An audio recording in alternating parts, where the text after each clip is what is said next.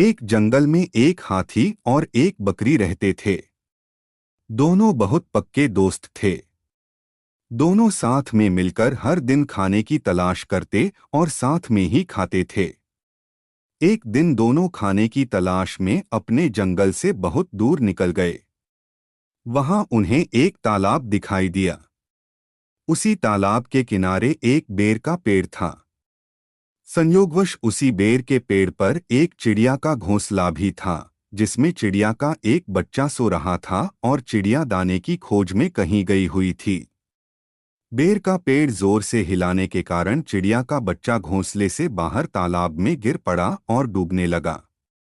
चिड़िया के बच्चे को डूबता हुआ देखकर उसे बचाने के लिए बकरी तालाब में कूद गई, लेकिन बकरी को तैरना नहीं आता था।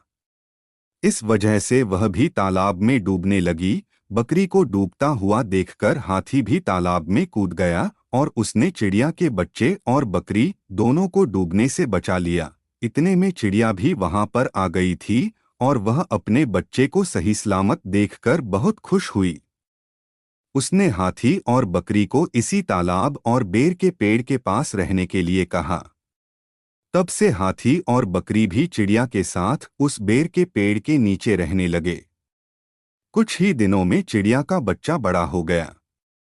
चिड़िया अपने बच्चे के साथ जंगल में घूमकर आती थी और हाथी और बकरी को जंगल में किस पेड़ पर फल लगे हैं इसकी जानकारी देती थी।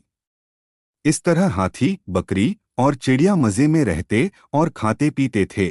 हमें किसी का बुरा नहीं करना चाहिए। अगर हमारी गलती से किसी को परेशानी होती है तो उस गलती को सुधारना चाहिए और मनमुटाव दूर करते हुए एक दूसरे की मदद करनी चाहिए।